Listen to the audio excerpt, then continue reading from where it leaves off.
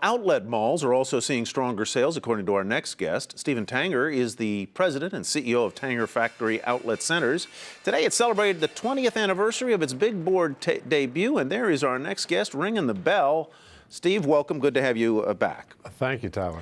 Let's talk about what the consumer's doing today. The report is that consumer confidence is the highest in something like 5 years. Tell me about your customer traffic over this past weekend, how it compares to a year ago. Are they more of them? Are they spending more? What's happening?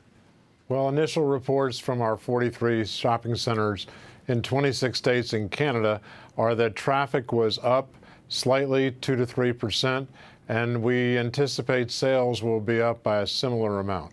So in spite of the weather and all of the other issues that led to this, we are looking forward to a very positive Memorial Day weekend. And tell us, Steve, a little bit about the retailers. What are you hearing from them? I know you talk to them a lot, and you're dealing with a broad section of retailers. Are they as optimistic?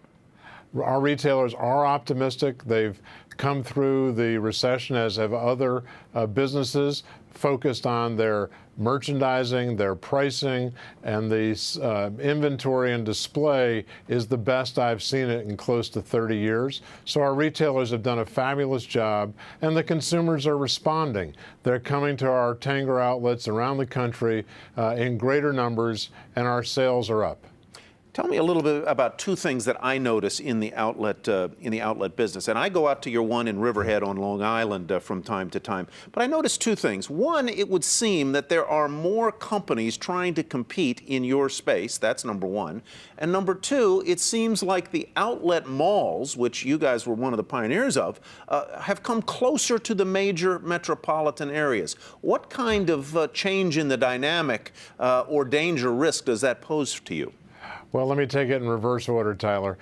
We've been doing this for 32 years, and yes, outlet shopping centers now are closer to the metropolitan area or the tourist location of that choice. We are very fortunate to have led the way and created an industry that is a true distribution channel today. So we are looking forward to many years of continued growth. We welcome competition. This is America.